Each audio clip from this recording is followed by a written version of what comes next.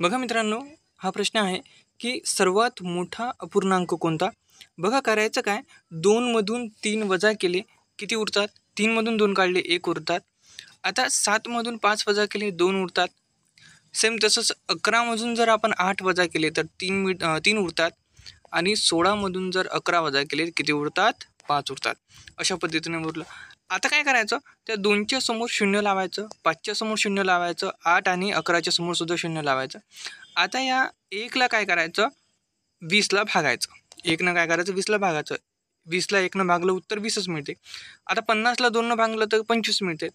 80ला 3नं भागलं तर आन्सर किती मिळतं? 26 मिळतं. आणि 110ला जर आपण 5नं भागलं तर उत्तर किती मिळतो? 22 मिळतो. आपल्याला मोठी संख्या कोणती आहे? 20 आहे, 25 आहे, 26 आहे की 22 आहे? तर 26 ही मोठी संख्या आहे. म्हणजे सर्वात मोठा अपूर्णांक कोणता आहे? तर 8 भागेला